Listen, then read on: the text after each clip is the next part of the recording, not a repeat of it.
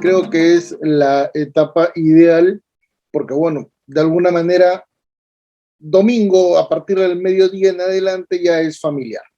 Muy bien, para no generar ningún tipo de inconvenientes, vamos a dar inicio a nuestra actividad.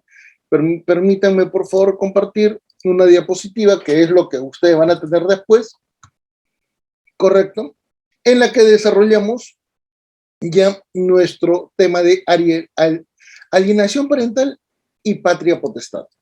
Pero esto lo vamos a redefinir, y fíjense ustedes que con ustedes vamos a hacer nuestra clase. Es alienación parental y parentalidad, ¿correcto? Principalmente porque tenemos que evaluar una mejor condición tanto de instituciones jurídicas como de situaciones. Y aunque parezca increíble, en el ámbito de la realidad judicial nacional tenemos muchísimas áreas que no han sido ni siquiera diligentemente evaluadas. Y comencemos con el siguiente detalle. Si nosotros hacemos una evaluación respecto de lo que es el contexto dogmático, histórico, normativo en el ámbito del derecho de familia, nos vamos a dar cuenta que Roma tiene dos etapas, ¿correcto? Siglo IV antes de Cristo se crea el derecho romano como tal, como concepto de civil law, pero ya recuerden que en Europa tenemos una evolución, ¿qué cosa? De 8 siglos antes de Cristo, que habla sobre un concepto de familia que es mucho más orgánico y que es mucho más institucional y que se va a trasladar literalmente hasta nuestra época, ¿correcto? Eso lo vamos a ver a continuación. Pero fíjense los cambios entre una etapa y otra etapa. Mientras que en Roma tradicional la familia era nuclear, y si bien es cierto se podía tener amantes, se podía tener concubinas, se podían ejecutar algunos actos inclusive en detrimento de los derechos de la mujer, hoy por hoy nosotros tenemos varios tipos de familia. No podemos negar esto. La legislación en Roma era de naturaleza privada. Hoy por hoy, señores, tenemos un sistema jurídico, un contexto normativo a nivel de derechos humanos, de derechos fundamentales, que evidentemente supera nuestro sistema normativo prácticamente. En esa época, el matrimonio y los derechos de la mujer eran totalmente distintos. En la actualidad, fíjense cómo es que eventualmente vamos a observar los derechos de que toda persona tiene los mismos derechos que un hombre, que una mujer, que una persona LGTB, que una persona de menor de edad, que una persona de tercera edad, que una persona migrante, cualquiera. Inclusive los mismos delincuentes, terroristas y hasta violadores sexuales tienen iguales o más derechos, inclusive en el ámbito procesal, que cualquier persona común. ¿Correcto? Y el concepto, por eso, de patria potestad era sobre los hijos. ¿Correcto? Hoy por hoy el concepto de patria potestad es totalmente distinto. Y si bien la mayoría de teóricos en el ámbito del derecho de familia siguen utilizando ese concepto, hoy por hoy deberíamos hablar del concepto de parentalidad que se relaciona mejor con el contexto de niños, adolescentes, como sujetos de derecho. La perspectiva ha cambiado y esto evidentemente implica un progreso adicional, ¿correcto? Para la época romana, evidentemente la patria potestad contra los hijos implica un deber de cuidado de la prole, implica una diferenciación entre genitor y paterfamilis. El genitor es el que engendra, el paterfamilis es el que cría. Entonces, fíjense que esta realidad es totalmente especial y eso se observa en alimentos, en el ámbito sucesorio. Hoy por hoy, ese contexto histórico, normativo, social ha cambiado. Hoy existen derechos y obligaciones paterno-filiales, hoy existe una mejor definición de la parentalidad y evidentemente tenemos una mejor regulación del vínculo biológico legal para generar el concepto de familia. ¿Por qué es importante esto en el ámbito del contexto de alienación parental? Primero, para poder explicar cómo se ha ido evolucionando esto. Y hoy por hoy, recuerden que para el Perú del año 2022, estamos sujetos a la vinculación de tratados internacionales sobre derechos humanos, sobre temas vinculados a los derechos de la persona, en particular en la familia. Tenemos una convención americana que es evidentemente muy significativa. Tenemos un derecho convencional donde la interpretación constitucional evidentemente es una premisa muy significativa y eso se observa en el contexto del derecho de familia, ¿correcto? Y eso lo podemos demostrar con un proceso de evolución que acá le vamos a complementar. A ver, permítame un segundo. Esto lo vamos a complementar con la perspectiva convencional, ¿correcto? Ojo, señores, es una perspectiva convencional y por eso es que esto lo voy a definir con otro color para que se note la diferenciación. A ver, un segundito. Y vamos a marcar por acá.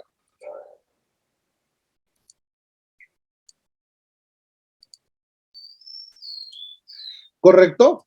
¿Cómo así? Vamos a comenzar a detallar que existen tres jurisprudencias en el ámbito de la Corte Interamericana de Derechos Humanos, Corte Interamericana de Derechos Humanos, que van a ser muy importantes en el ámbito de la parentalidad, en el ámbito del derecho de familia. Primero, señores, el caso Hellman versus Uruguay del año 2011.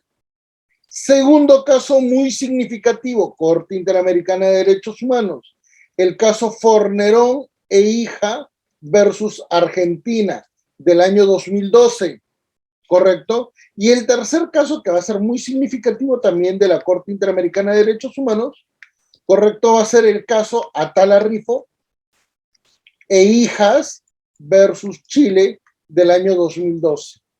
Y ahí se van a dar cuenta que hay situaciones muy características en las cuales el contexto de patria potestad, de derechos a favor de los hijos, en la evaluación de todo el contexto normativo nacional, necesita una readecuación. ¿Por qué una readecuación? Porque en estas circunstancias nos damos cuenta que el derecho nacional ha quedado superado con una perspectiva convencional, en particular para poder observar qué cosa, el conflicto que existe entre progenitores respecto de los hijos, ¿correcto? En la Corte Interamericana de Derechos Humanos se observó, ¿correcto?, el conflicto entre progenitores con respecto de los derechos sobre los hijos. Esa realidad material es lo que permite hoy por hoy detallar el contexto de alienación parental, ¿correcto? Ahí estaban los esbozos suficientes y necesarios. Pero luego también lo vamos a detallar, existe una mala interpretación del concepto de alienación parental, principalmente porque no había sido regulado sino hasta el año pasado a nivel de patología, a nivel de enfermedad psicológica, ¿correcto? En ese sentido, para el caso nuestro, para el caso peruano, ¿correcto? Este derecho de familia se transforma, ¿correcto? Y comenzamos a observar tres elementos que van a estar luego ya expuestos individualmente y que van a ser profundamente interesantes. ¿Cómo así? Porque vamos a observar que ese derecho de familia tan tradicional que está en nuestro Código Civil data de 1984 hasta el año 2000. Luego vamos a tener un segundo periodo que es la constitucionalización del derecho de familia, que esencialmente va a tener dos jurisprudencias que van a ser muy notorias y que van a reformular el derecho de familia en nuestro país. Estamos hablando de los casos 065-72-2006, proceso de amparo, Tribunal Constitucional, caso Janet Rosa Domínguez, y el caso 093-32-2006, proceso de amparo, Tribunal Constitucional, caso Reinaldo Scholz, familia ensamblada. Entonces, ahí nos damos cuenta que toda la visión constitucional de tratados de derechos humanos, de toda la interpretación sistemática que incide en el derecho de familia, reformula el derecho civil. Esa reformulación del derecho civil termina por generar una nueva especialidad en el año 2006 en adelante, que es el derecho procesal de familia, y que en el ámbito comparado ya tenemos normas que han sido aprobadas con esa categoría. Bolivia y Costa Rica ya tienen códigos procesales de familia y que si bien es cierto, tienen una característica interesante respecto de su aprobación normativa, no es el ideal que en su momento yo planteé, porque yo soy el creador de esto, ¿correcto? Yo lo que propuse es una nueva evaluación del derecho de familia en función de la realidad social que se ha judicializado. ¿Qué significa esto? Analizar que las partes no se pelean solamente con cuestiones a nivel de intereses que tienen una expectativa objetiva o a nivel de derechos. No. Las parejas se pelean por muchas más situaciones que no son explicables ni pueden cuadrar en una conducta típica en el ámbito procesal o en el ámbito judicial. Y le voy a dar un ejemplo muy sencillo. Fíjense que no todo acto de adulterio, no todo acto de infidelidad, no todo acto de violencia familiar genera una separación. ¿Correcto? En esa perspectiva, recuérdese que no podemos definir, no podemos asumir que toda situación negativa en una relación familiar o en una relación de pareja conduzca inevitablemente a una separación de la familia. Muy por el contrario, estas son situaciones totalmente excepcionales, ¿correcto? Por ello es bastante interesante entender que este proceso de evolución evidentemente va a generar una nueva condición, una nueva categorización, una nueva referencia sustantiva sobre la cual podemos detallar que la familia tradicional de Roma evoluciona, cambia, no se puede explicar que estamos ante la misma realidad. Ya no. Los contextos han sido tan amplios que, por ejemplo, cuando hablamos del Perú 2022 respecto a los tipos de familia, fíjense todo lo que se ha generado, ¿correcto?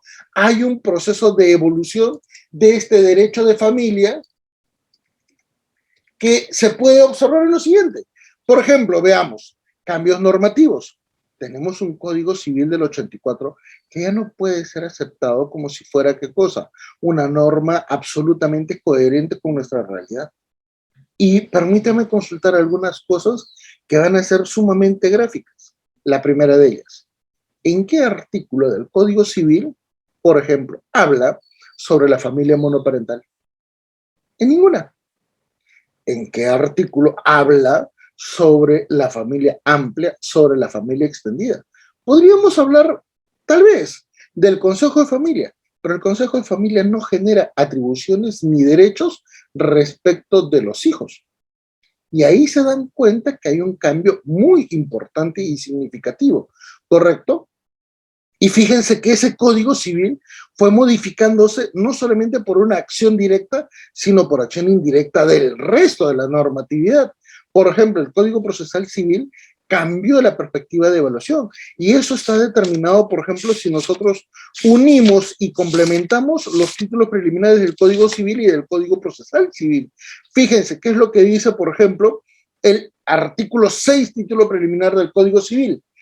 Exige que quien haga alguna pretensión en el ámbito judicial tenga interés para obrar.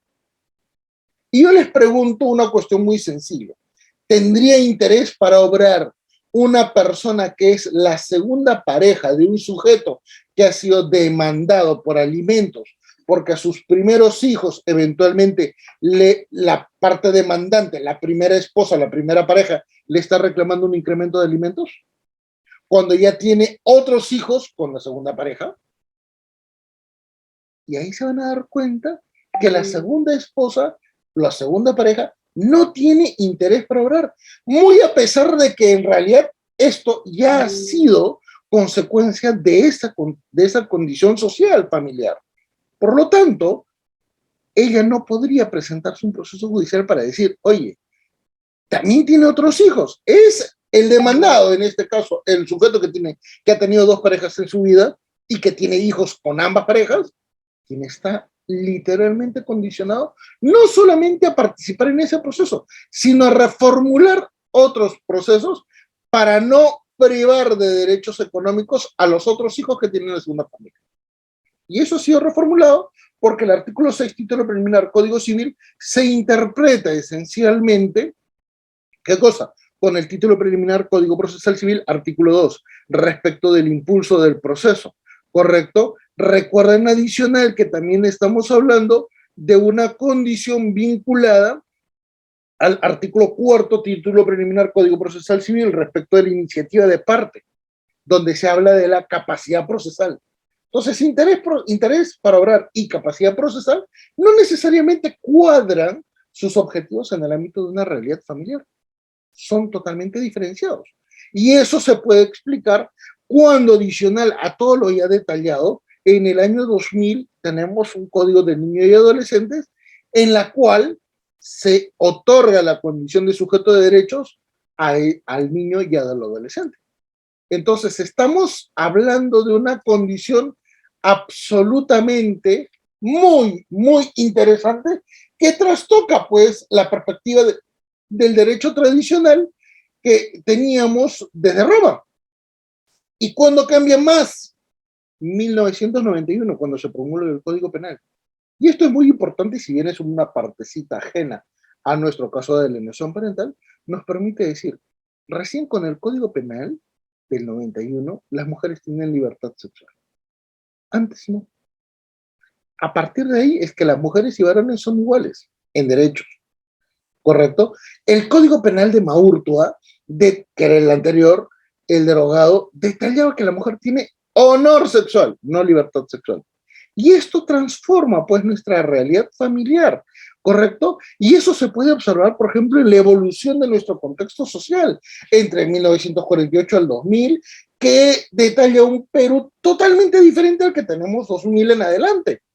¿Por qué? Porque durante ese periodo tuvimos reforma agraria, porque tuvimos dictaduras y casos de corrupción muy significativos, tuvimos la crisis económica del país perdido gracias a la corrupción de Alan García Pérez, ¿correcto? Y que todo eso coincidió con la vinculación al derecho de familia, trastocándolo, ¿correcto? Fíjense qué es lo que ha pasado desde 1948 hasta nuestra actualidad.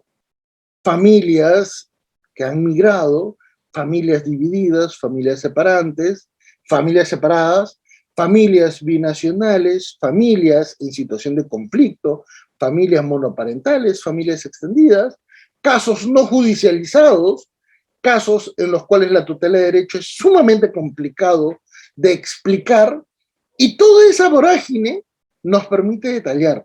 Si todo ese contexto de relación de familia es sumamente complicado, imagínense la parte interna, la parte íntima, la parte privada que no suele ser expuesta al ámbito judicial, donde sí se generan los casos de alienación parental. Y acá comenzamos a darnos cuenta que las crisis familiares, ¿correcto? Esencialmente cuando se pelea una pareja sentimental, nos vamos a dar cuenta que es totalmente distinta a los conflictos que se dan, por ejemplo, entre colaterales, por ejemplo, entre hermanos, entre ascendientes y descendientes, ¿correcto? Y acá nos damos cuenta que esencialmente en este tipo de situaciones nos vamos a dar cuenta que existen dos referencias sumamente gráficas en las cuales vamos a detallar la alienación parental. Y la vamos a detallar de un nivel tan gráfico, tan materialmente complicado, que esta evaluación nos va a permitir desarrollar esta exposición para poder generar, ¿qué cosa? Una mejor conciencia en las definiciones respecto de estas crisis familiares, porque lo que acá se debate es esencialmente la parentalidad, que es el mejor desarrollo de la patria potestad. ¿Y dónde se ve? Tribunal Constitucional, Poder Judicial. Y los expedientes judiciales no logran entender de que esto es, ¿qué cosa? Mucho más que un conflicto civil puro. Esto es un conflicto civil familiar que tiene una naturaleza, que tiene una condición humana, que tiene una referencia muy particular respecto de realidades sociofamiliares. Y cada realidad familiar es totalmente diferente, es totalmente autónoma, es absolutamente individual y también excluyente de otras realidades. ¿Y cómo así? Cuando comenzamos a darnos cuenta que hay relaciones familiares en crisis respecto de progenitores, correcto, respecto de los progenitores, nos vamos a dar cuenta que solamente nos vamos a centrar en parejas matrimoniales, en parejas convivenciales, en parejas concubinas, en parejas que han procreado. Y acá nos falta una última más, parejas que ya se han separado, ¿correcto? ¿Por qué? Porque recuerden que los padres que han tenido, ¿qué cosa? Una separación en violencia, suelen extender esa situación negativa, principalmente porque asumen una condición todavía no saludablemente en lo psicológico, coherente con sus propios intereses y con su propio desarrollo. ¿Correcto? Correcto, parejas separadas, pero que han tenido un vínculo afectivo. Entonces, el conjunto de personas que tienen hijos, ¿correcto? Y estamos hablando de una situación de conflicto, evidentemente, ¿qué es lo que primero hacen? ¿Acaso cuestionan sus derechos y obligaciones entre ellos? No. El divorcio no se ejecuta de manera inmediata. Eso es absolutamente incoherente, ¿correcto? El divorcio se plantea como última acción, como si estuviéramos hablando de guerras. Primero no se manda, pues, el batallón más experimentado ni las armas más de mayor daño. Eso se reserva para el final, porque primero lo que se hace es, ¿qué cosa? Cuestionar los elementos más prácticos, alimentos, tenencia, régimen de visitas. Por eso es que normalmente esos hechos de violencia, ¿qué es lo que generan? Obstrucción de vínculo, alienación, que es nuestra clase particular, chantaje económico, chantaje moral, violencia psicológica entre progenitores, violencia física entre progenitores. ¿Y cuándo se dan esas situaciones? En fechas importantes, en los cumpleaños, en los días de la madre y del padre, en fiestas patrias, en Navidades, Año Nuevo, en las vacaciones escolares, en los cumpleaños de los abuelos o en los cumpleaños de los hijos, eventualmente en épocas de vacaciones o de Pascuas. Entonces ahí nos damos cuenta que hay diferentes situaciones que permiten detallar. Doctor Klaus, si nos esperamos al final de la exposición con el mayor de los gustos, ¿sí? Por favor, si pudiera bajar la manito, muchísimas gracias, se lo agradezco. Muy bien, entonces, ante esas perspectivas, fíjense que estamos ante una realidad absolutamente especial. ¿Por qué? Porque tenemos que detallar que van a surgir varias consecuencias, en particular respecto de la parentalidad. Y fíjense cómo nuestra ley tiene muchísimos errores, tiene muchísimos elementos negativos, ¿correcto? Y eso lo vamos a detallar con la creación de una nueva diapositiva. Pero fíjense, tenemos relaciones familiares en crisis, donde los niveles de violencia invisibles son muy elocuentes, ¿correcto? Donde la legislación inclusive permite la atomización del conflicto, ¿correcto? Y esto es sumamente gráfico, porque un conflicto familiar se puede evaluar en un juzgado de paz, se puede evaluar en un juzgado especializado, se puede evaluar en una sala de apelaciones, en una corte superior, porque recuerda que por interés superior del niño, las salas e inclusive la Corte Suprema puede esgrimir, puede redactar el fundamento de una decisión para evitar qué cosa, la redirección, para evitar que se vuelva a ejecutar un trámite por cuestiones de afectación al interés superior del niño respecto a la temporalidad. Entonces, fíjense que en este tipo de situaciones tenemos una multiplicidad de situaciones que van a terminar provocando una evaluación del contexto procesal. Ojo, esto es absolutamente procesal, ni siquiera es probatorio, ¿correcto? Lo probatorio lo vamos a ver cuando veamos solamente alienación parental. ¿Y por qué? Porque se van a dar cuenta que en el ámbito procesal no cualquiera puede plantear este tipo de acciones. No cualquiera. Ejemplo, hagamos de cuenta, Adán, casado con Eva, tiene dos hijos, Caín y Abel. Adán se separa de Eva. En el tiempo, Adán conoce a María y con María tiene dos hijos, Pedro y Judas, correcto, 4 hijos de Adán, 2 esposas en sus momentos. Ninguna fue culpable de la separación del otro. Son circunstancias totalmente diferentes. Hubo divorcio, todo totalmente dentro de lo normal y cotidiano. Si Eva demanda a Adán, si Eva demanda a Adán, María no podría presentarse en el proceso judicial, salvo como abogada, salvo como eventualmente un testigo, pero no puede participar, no tiene legitimidad para hablar, conforme a lo que hemos detallado en los artículos 2 y 4, título preliminar, Código Procesal Civil, y artículo 6 del Código Civil, título preliminar. Eso nos permite detallar ese proceso que nosotros tenemos a cuestas en el Código Procesal Civil, más Código del Niño y Adolescente, es obsoleto frente a esta realidad. Ahí estamos muy mal, ¿correcto? Por ello es que normalmente la parte procesal, ¿quién es? Son los progenitores, porque tienen legitimidad e interés para hablar. Pero los hijos que son sujetos de derecho no pueden participar. Los abuelos tampoco pueden participar. La segunda pareja tampoco puede participar. Por eso es que normalmente cuando hay situaciones de alimentos, te vas a dar cuenta que un demandado tiene que hacer varias acciones para más o menos equilibrar la pensión alimenticia de sus hijos en varios procesos. ¿Cuánto tiempo toma eso? Toma varios años. ¿Los jueces conocen de esta referencia? Claro que la conocen, pero son conscientes de que eso tiene que ser reformulado por ley, no por acción judicial, porque la ley es la que está vinculando. Y si no la pueden hacer, recuerden que a los jueces normalmente se les aplica la condición de prevaricato. Por eso es que no hacen interpretación difusa ni tampoco hacen control difuso de la constitucionalidad. Correcto, entonces, en esta circunstancia donde ya nos damos cuenta que el niño es un sujeto excluido del ámbito procesal, nos damos cuenta que el contexto judicial está como si estuviéramos en 1804, Código de Napoleón Bonaparte, o en 1984. Una realidad totalmente diferente. Por eso es que la carga probatoria casi no existe en nuestro país. Por eso es que inclusive en procesos de violencia familiar es muy difícil probar la violencia familiar. Y por ello es que no se toma en cuenta que casi el 40% de los casos judicializados vinculan a un contexto de violencia familiar, donde los casos de alienación familiar son muy limitados, son muy restringidos. ¿Y por qué? Porque como normalmente las partes pueden atomizar sus conflictos, ¿qué significa esto? Que la patria potestad, la tenencia, el régimen de visita, los alimentos, los casos de violencia familiar, pueden ser expuestos, ¿qué cosa?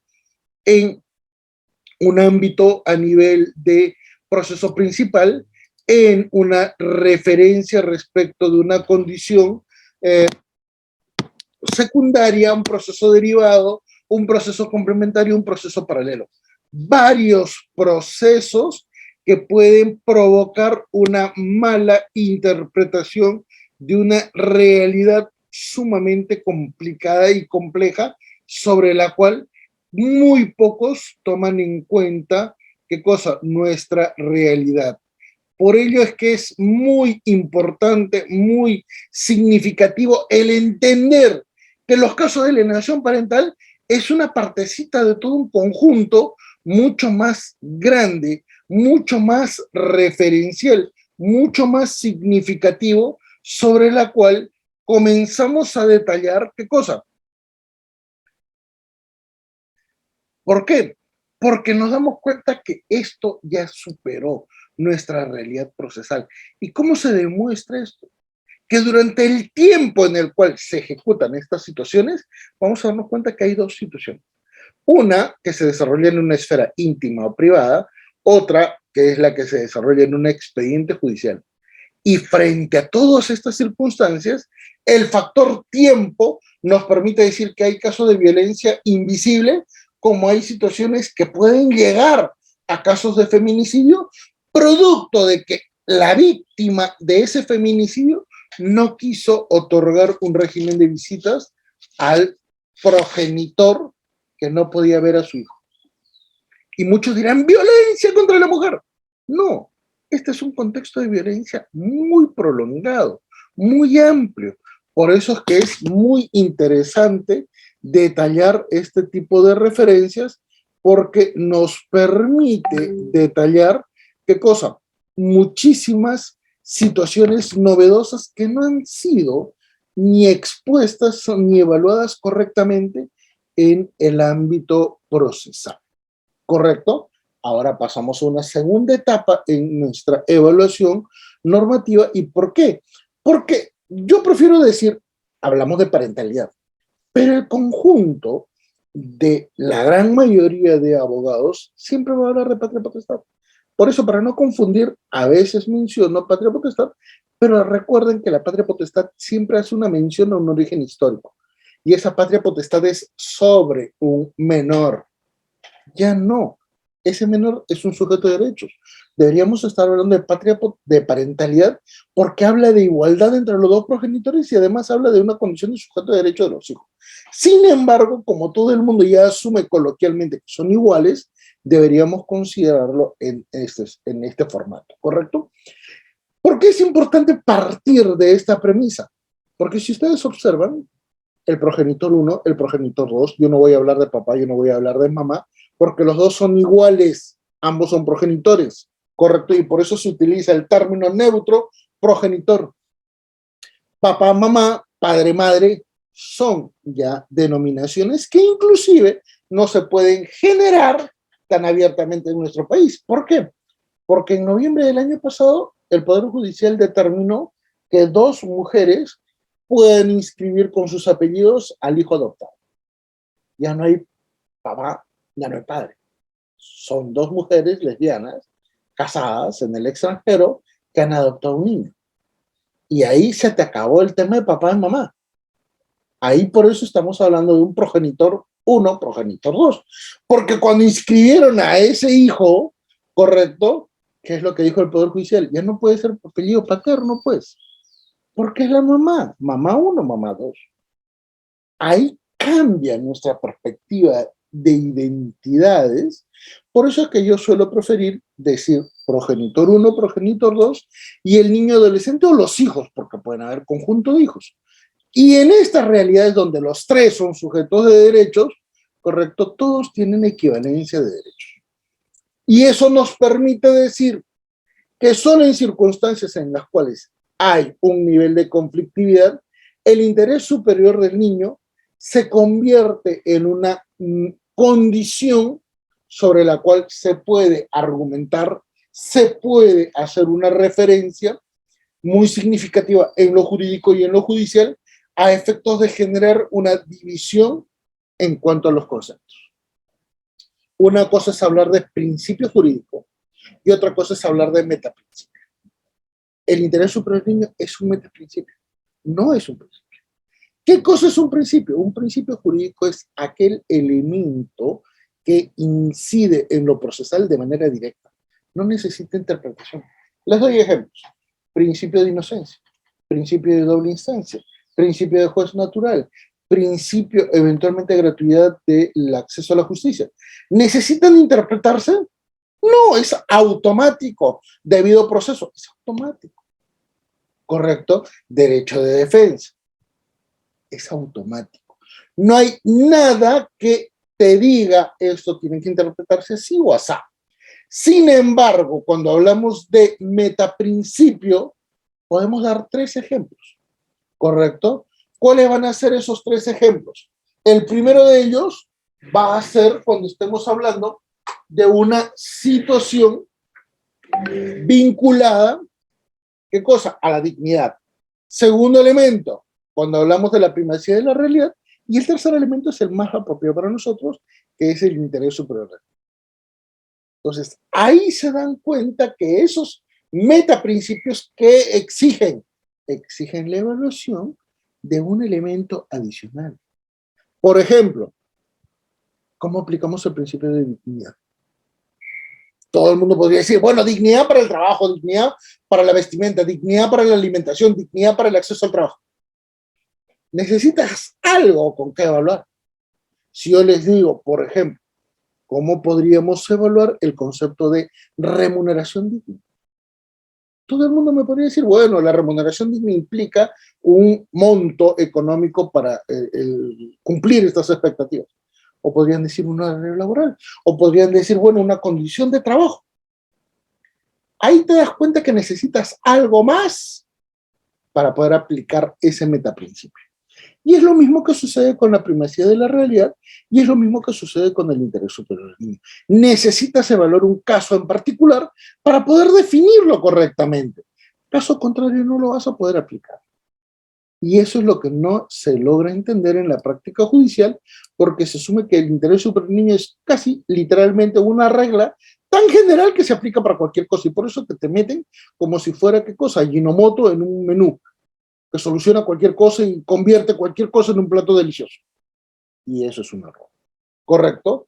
Por ello es que es muy importante que cuando solo hay un conflicto muy elevado entre progenitores, recién se aplica el interés superior del niño. Cuando se le dice progenitor 1, progenitor 2, ustedes no tienen tantos derechos como el hijo. ¿Correcto? Por lo tanto, ahí, ¿qué es lo que conviene? Evaluar en primer término los derechos del hijo contra los derechos de los progenitores, indicándole a estos que, por ejemplo, el que mejor garantice los cuidados del hijo va a tener preferencia. ¿Correcto? Esa realidad va a terminar provocando que quien garantice el mejor desarrollo de vida, la mejor integridad, la libertad e indemnidad sexual, los derechos económicos, sociales y culturales, educación, por ejemplo, los derechos a desarrollarse en familia, tanto la nuclear como la extendida, va a tener mejores prioridades. Eso es lo que detalla el artículo 84 bajo una interpretación constitucional del Código del Niño y Adolescente. ¿Correcto? ¿Por qué tanta visión de lo preliminar? Porque si no entendemos esto va a ser difícil explicar la alienación parental. ¿Correcto? Entonces, quien haya ejecutado actos de violencia, que en este caso pueden ser psicológicos, evidentemente no puede tener la tenencia de un menor. ¿Correcto? Por eso es que vamos a observar que no se tienen que admitir algunas condiciones. ¿Por qué? Porque afectan la integridad o desarrollo de un menor en función de qué cosa, algunas situaciones muy negativas, como por ejemplo la violencia física, como por ejemplo la violencia psicológica, como por ejemplo la alienación parental que vamos a ver, como por ejemplo la padrectomía, como por ejemplo la obstrucción de vínculo. Pero estos son problemas que van de lo temporal a lo permanente. ¿Correcto?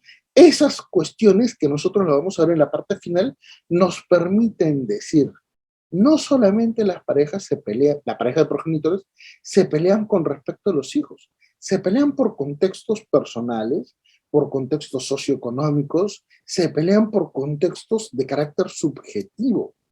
Por eso es que es muy complicado evaluar el contexto de violencia. ¿Por qué? Porque recuerden que esos conflictos generan una temporalidad. No siempre se pelean. Llega un momento en que la pareja que se peleaba constantemente, pasados 6, 8 años, ya no, es más, se llevan hasta diplomáticamente bien. Separados, alejados, sin ningún tipo de comunicación, pero diplomáticamente bien, porque ya no quieren volver a pasar por lo mismo. ¿Correcto? Los intereses personales han cambiado, porque muchas veces ya tienen nuevas parejas, ya tienen otros hijos. ¿Ustedes creen que una persona con nueva pareja, con nuevos hijos, va a querer seguir peleando con el ex? Por supuesto que no. Y ahí te das cuenta entonces que el contexto personal, donde inclusive hay patologías que poco se estudian en nuestro país, correcto, nos permiten detallar una nueva realidad. Esa nueva realidad, como no es explicada en nuestro país de modo diligente, porque te hablan literalmente, y disculpen el término, cosas muy equivocadas, ¿correcto? Por no decir algo mucho más grave, pero literal, tengan mucho cuidado con las capacitaciones que ustedes reciben, porque si solo les leen la ley, por favor, no hagan caso, esa ley no funciona para nada, ¿correcto? Y no hablo de la ley 30.364, hablo de toda la ley de familia, que tiene muchísimos errores, ¿correcto? ¿Por qué? Porque no te detallan lo que estamos observando en la actualidad, donde un solo conflicto familiar puede generar hasta 5 procesos. Alimentos, régimen de visitas, tenencia, violencia familiar, procesos penales. Por ejemplo, la omisión de asistencia familiar. Entonces, esto nos permite decir que el derecho de familia cambia, pues. Ya no podemos hablar de un solo derecho de familia, tan típicamente tradicional en lo dogmático, porque ya tenemos un derecho convencional, ya tenemos un derecho procesal de familia, ya hablamos de un proceso de constitucionalización de familia, y todo esto incide en la evaluación de la parentalidad. Y recién, ya en nuestra tercera parte y última etapa, podemos hablar de la alienación parental. ¿Por qué tenemos que hablar de alienación parental y no le ponemos el síndrome? Ahora se los voy a explicar. Primero, para que vean una referencia muy coloquial. Señores, El contexto de alienación parental nos permite hablar en primer término de una realidad absolutamente especial vinculada a un conflicto entre progenitores. Progenitor 1, progenitor 2. En términos objetivos, y esto lo vamos a detallar por acá, correcto, en términos objetivos, existe pues un elemento bastante significativo que va a hablar, ¿qué cosa? De una condición sobre la cual sí es posible evaluar alguna reforma o alguna condición muy significativa. ¿Cuál va a ser ese? El nivel de objetividad. ¿Correcto? Estos son elementos objetivos. Estos son elementos objetivos y esto se puede evaluar de la interpretación de la ley, como también se puede evaluar respecto de la capacidad que tienen las partes de poder disponer de sus derechos. Pero aquel elemento, por ejemplo, vinculado a una situación de adulterio, a una situación de violencia familiar, a una suerte de dilapidación por embriaguez o drogadicción, ya generan posiciones subjetivas. Y esas posiciones subjetivas son las que generan la alienación. Eso es siempre de un progenitor hacia el otro, pero recuerden que también puede ser dado, ¿qué cosa? De forma paralela. En otras palabras, es posible generar también una visión totalmente diferente, ¿correcto? También es posible generar una condición diferente. ¿Y cómo así? Ahora la vamos a detallar, ¿correcto? Ahora la vamos a detallar. ¿Por qué? Porque quien ejecuta un acto de alienación suele ejecutar también actos de reacción, ¿correcto? En otras palabras, no siempre es en un único sentido. Eso se denomina, ¿qué cosa? Efecto doppelganger. Y por cierto, en nuestro ámbito judicial, esto es prácticamente como chino. Nadie conoce, nadie habla, nadie detalla, porque sencillamente no conocen de un estudio interdisciplinario. Esto es bastante gráfico, bastante elocuente, y particularmente somos, creo que, los únicos que tratan sobre estas materias.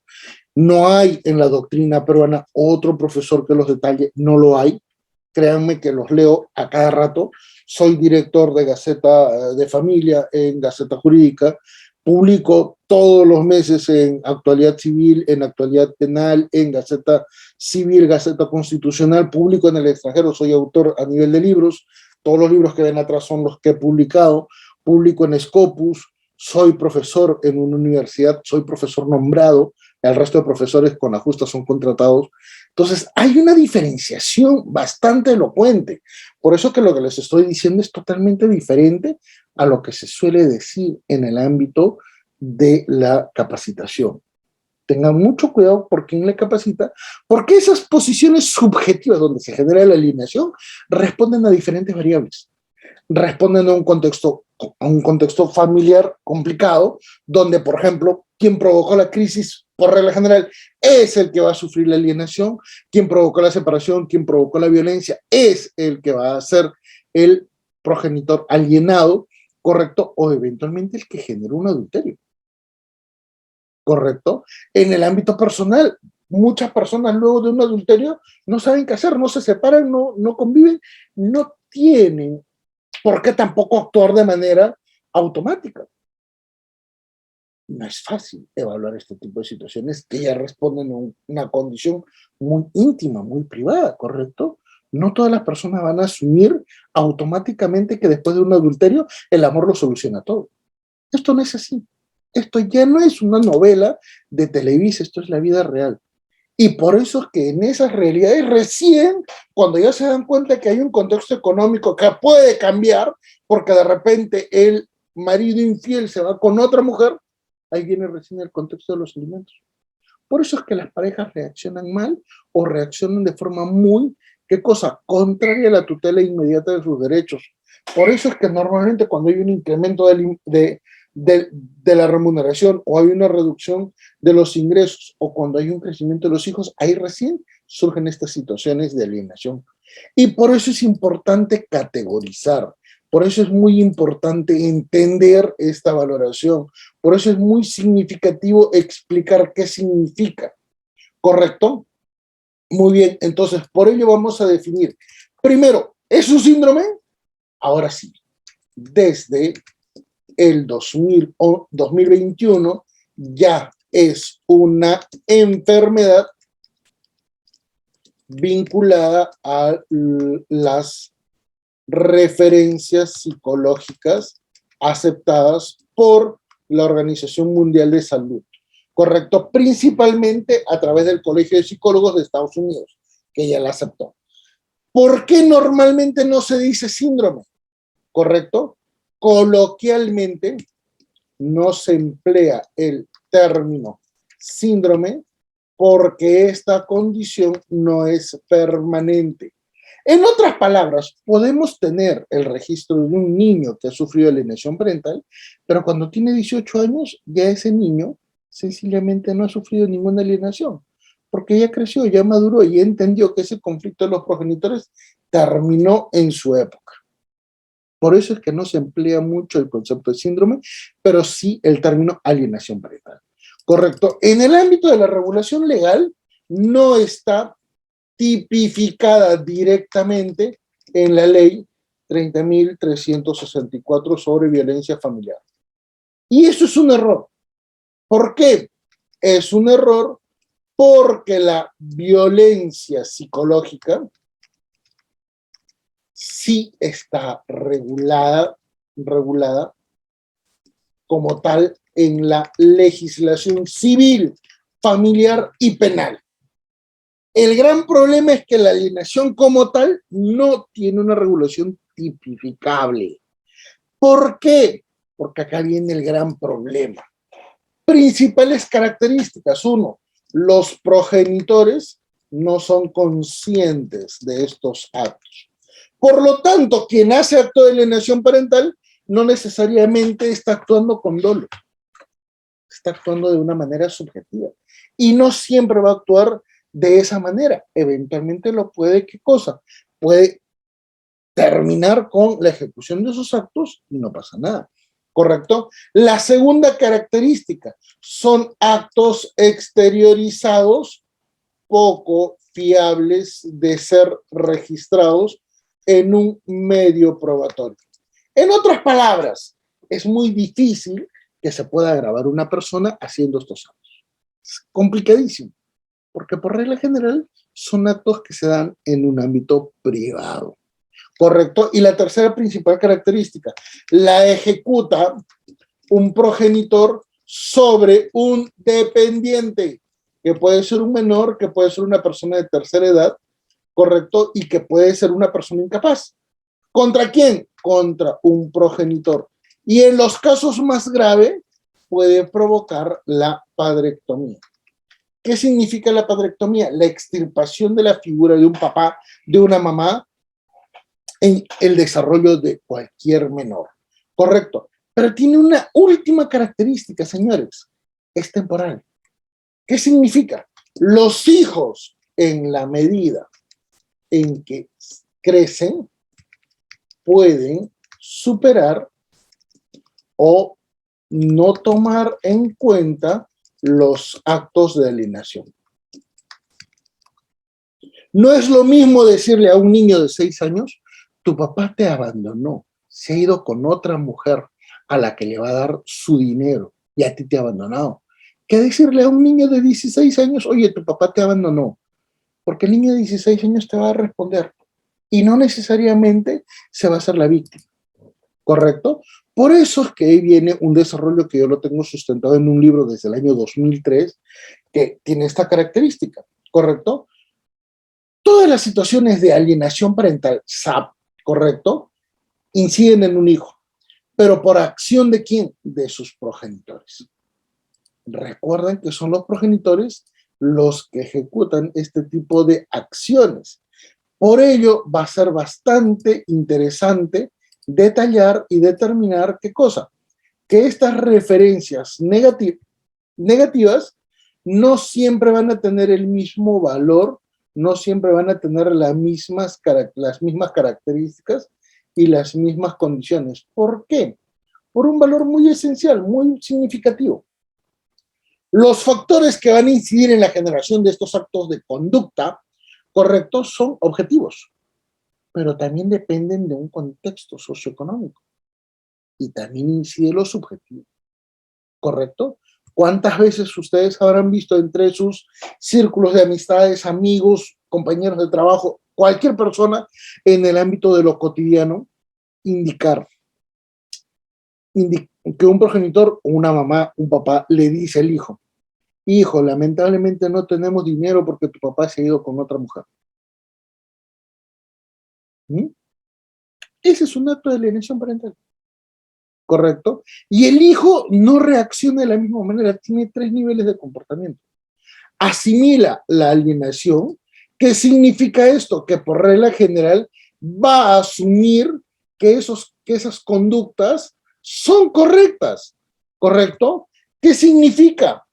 Le cree al progenitor que le dice elementos negativos del otro progenitor. ¿Y cómo va a reaccionar?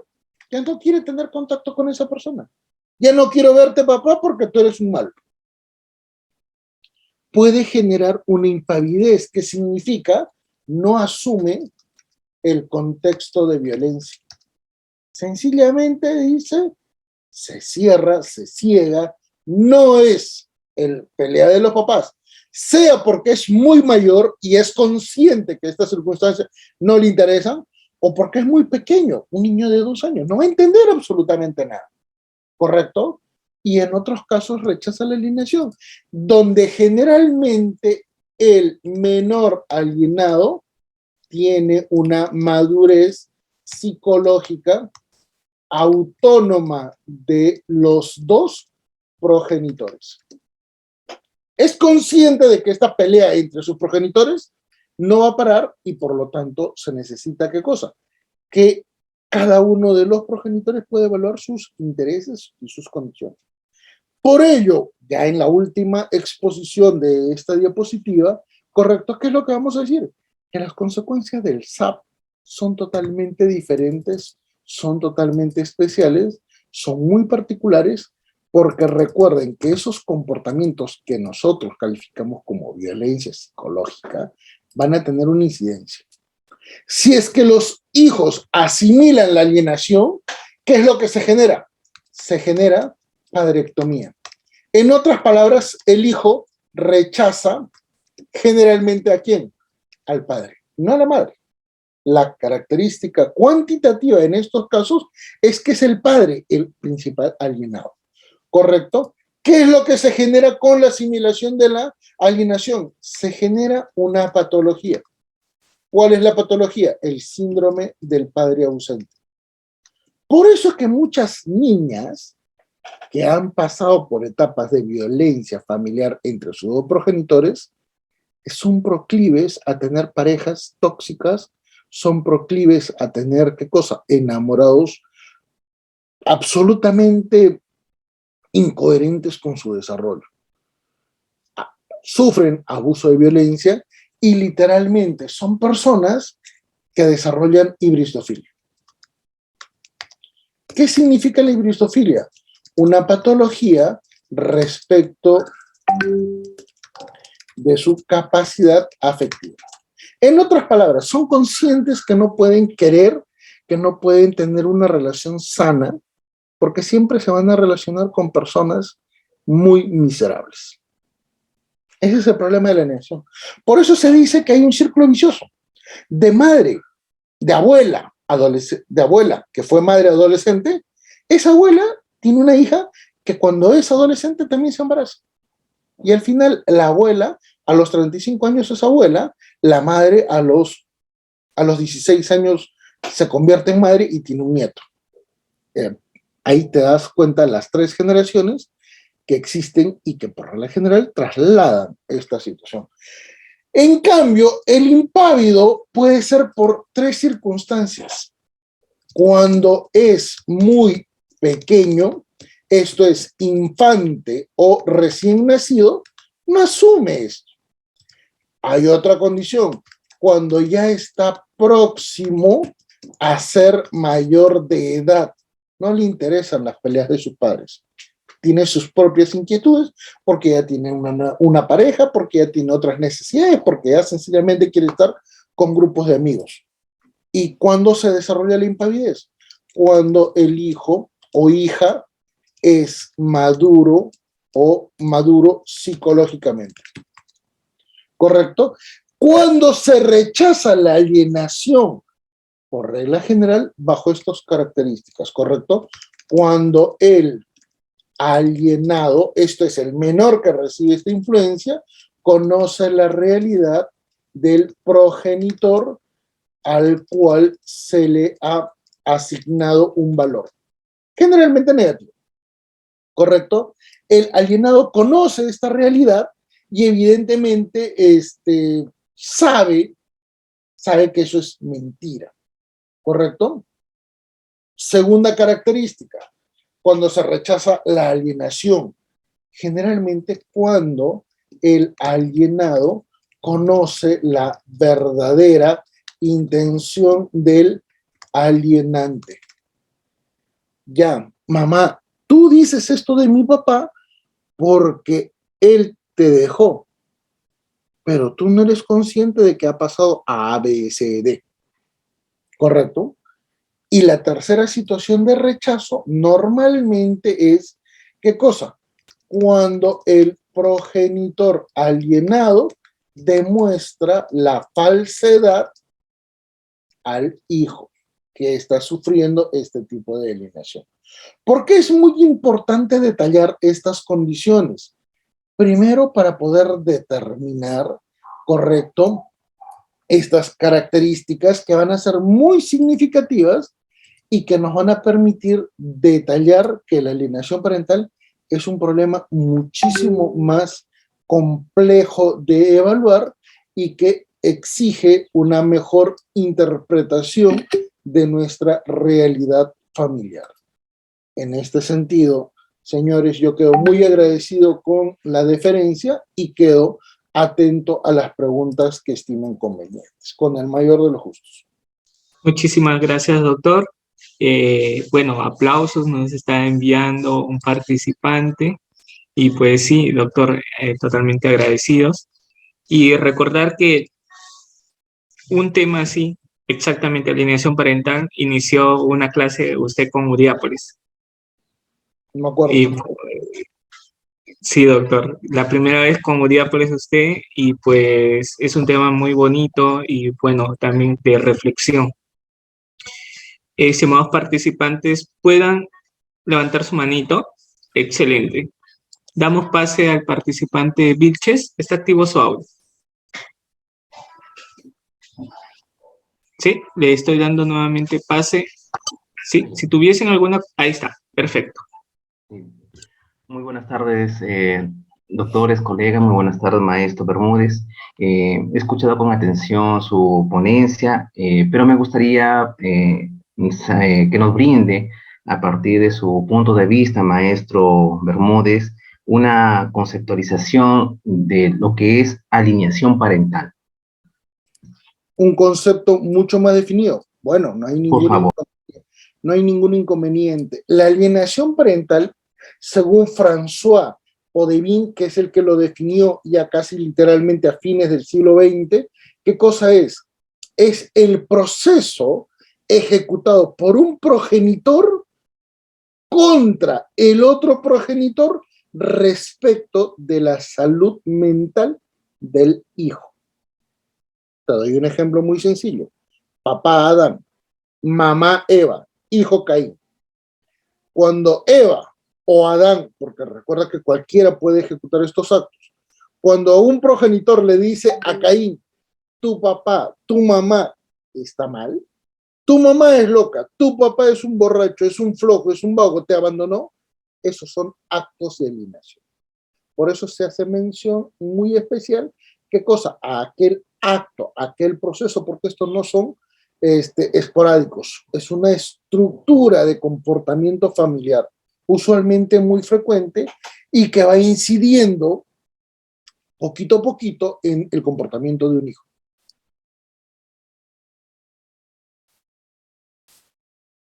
Excelente, doctor. tenemos al doctor Reiber. Doctor Reiber, buenas tardes. ¿Está activo su audio? ¿Qué tal? ¿Cómo está? ¿Se me escucha? Sí, ¿cómo están? ¿Qué tal, doctor? Qué gusto. ¿Qué tal? Buenas tardes. Doctor, en un proceso regular puede ser violencia familiar o tenencia, en este caso, ¿cuál sería el procedimiento a fin de determinar que existe un síndrome de alienación parental en el menor? Ese es un gran problema porque se trata de un elemento probatorio. Y conforme las diapositivas que ya se les estoy pasando a Reiler, hay una situación. Se puede dar en un caso de divorcio, se puede dar en un caso de tenencia, en un régimen de visitas, en una violencia familiar. Por ejemplo, cuando la mamá denuncia que el papá le pegó. ¿Pero por qué le pegó? Porque la mamá le ha estado diciendo cosas negativas al hijo respecto al comportamiento del papá. Entonces, muchos creen que la mujer, por el solo hecho de ser mujer, ya es víctima. En realidad, toda la familia tiene un contexto de violencia muy complicado de evaluar. Por eso es que no se puede hablar de automáticamente quién es el agresor y quién es la agredida, ¿correcto? Y esto, peor aún, cuando hay niños. Los niños ni siquiera son tomados en cuenta como sujetos de derechos. Por eso es que ahí se genera estas referencias. Ahora bien, sea violencia familiar, sea tenencia, sea régimen de visitas, el gran inconveniente es que normalmente los progenitores no toman en cuenta que la evaluación pericial de estos actos no siempre va a generar la conducta. ¿Por qué? Hagamos de cuenta lo siguiente. Sea el proceso que sea, se plantea, ¿qué cosa? La demanda. Se hace el autoapertorio de ese expediente. Se admite. Se convoca la audiencia. Pasará 1 año, 2 años. Antes de la ejecución de la audiencia, ya se instruye a los menores a un comportamiento, muchas veces manipulado. Y luego de la audiencia se genera, ¿qué cosa? La evaluación probatoria. Y cuando se hace la evaluación probatoria, ¿qué es lo que hace el progenitor que siempre ha hablado mal del otro progenitor? Cambia su discurso. El psicólogo entonces entrevista al menor y no percibe un acto de violencia. Y se acabó. Al no probarse, ¿qué es lo que dice el juez? Es imposible, esto no se ha demostrado, usted está exagerado. Y no ha tomado en cuenta la realidad. Eso es lo que pasa cuando no se aplica un código procesal de familia tal cual nosotros hemos expuesto desde el año 2003, que le exige al juez que a toda denuncia y que a toda demanda intervenga inmediatamente en el hogar, en el domicilio, para efectos de conocer cuál es la realidad que se está evaluando. Si se toma en cuenta esta realidad, ahí se podría demostrar de manera inmediata quién hace alienación, quién no hace alienación, y sobre esa base se podría demostrar quién es el mejor progenitor para efecto de tener la tenencia. Y con eso se acaba el problema. Pero eso exige, ¿qué cosa? Una actuación diligente, que a veces no la tenemos en nuestra realidad. Excelente, doctor. Doctora Mabel, muy buenas tardes. Está activo su audio y terminamos con el doctor Ronald. Doctor. Gracias, doctor. Muchas gracias, doctor. Muchísimas gracias por este interesante tema. Mi pregunta es la siguiente. ¿Puede el síndrome de alienación parental podría ser determinante para la tenencia de un menor? ¿O es que, como usted ha señalado, siempre se debe revisar también el que mejor garantice el desarrollo de vida, de indemnidad de los menores? Es una lindísima pregunta. Veamos qué dice la Corte Suprema. La Corte Suprema en estos temas de familia a veces habla cosas muy incorrectas, ¿correcto? A nivel de casaciones, tenemos 13 sentencias de alienación parental. Y de las 13 sentencias, solo en un caso se ha ordenado la variación de tenencia. Ojo, no lo ordenó un juez especializado, la ordenó la Corte Suprema. En ese único caso, que fue el primero, lo planteó una mamá. Y esa mamá había abandonado a sus hijos para irse con otra pareja. A los años regresa y quiere tener un régimen de visita con los hijos. El papá, producto de esa situación, había dicho que la mamá había sido infiel, había sido adúltera, que era una mala madre, que los había abandonado. Alienación parental. La mamá denunció y eso era violencia. Y tenía razón. Pero la mamá omitió todo lo que había hecho. La Corte Suprema, como no estaba en el expediente, tampoco lo tomó en cuenta. Y cuando se evaluó pericialmente esa conducta, al determinar alienación parental, dijo, el papá no puede tener a los niños porque hace acto de violencia familiar. Trasládese la tenencia a favor de la mamá. En el resto de casos, 12 casos diferentes, la mamá fue la que tenía la tenencia. Y en esos 12 casos, en todos se demostró que la mamá era la violenta, porque hacía alienación parental. Pero adivina, en ninguno de esos 12 casos se trasladó la tenencia a favor del papá. Es más, los informes periciales detallaban que era la mamá la que hacía A, B, C, D actos contrarios al desarrollo del hijo. Y a pesar de eso, la Corte Suprema dijo, no, ¿para qué vamos a cambiar la tenencia? No es necesario. Ahí te das cuenta que hay una pésima interpretación de nuestra realidad familiar en el ámbito judicial. Excelente, doctor. Doctor Hugo, ¿está activo su audio? Doctor Bermúdez, un gusto saludarlo nuevamente en las ponencias, encontrarle, de verdad que es enriquecedor escuchar la explicación tan ávida que nos da. Doctora, mire, yo quisiera ver su punto de vista con relación a cuánto influye el tema abordado sobre la alienación parental vinculado a la tenencia compartida, siendo conocedores que existen proyectos de ley que quieren promover el registro de progenitores obstructores y otro que está promoviendo la tenencia compartida como una de las primeras sentencias que debe dar el juez de familia con relación al tema de este conflicto, que bien sabemos, a la larga, el agraviado es el menor, ¿no? El menor. Uh-huh. Y usted bien tocó el tema del interés superior del niño. Quisiéramos conocer su punto de vista, por favor, doctor. Muy buena pregunta. Le comento, el creador de la tenencia compartida soy yo. Yo la propuse en el año 2001 y se hizo ley recién en el año 2008. ¿Ya? Yo la propuse siendo asesor en el Congreso de la República y no la quisieron aprobar por oposición del gobierno nacional, del Poder Ejecutivo. Pero hay mucha mala información sobre la tenencia compartida, a tal nivel que ningún juez la aplica. Ningún juez la aplica. ¿Dónde se aplica la tenencia compartida? Normalmente cuando los hijos ya están próximos a ser mayores de edad y cuando no existe conflicto, porque ya de repente la situación de enemistad o de oposición entre progenitores ya pasó hace mucho tiempo. Ejemplo, la pareja se separó cuando el niño tenía 6 años. Cuando el niño ya tiene 16 años, los dos papás dicen, tenencia compartida. Es más, ni siquiera acuerdan qué cosa, la variación en una conciliación, en un proceso judicial del cambio.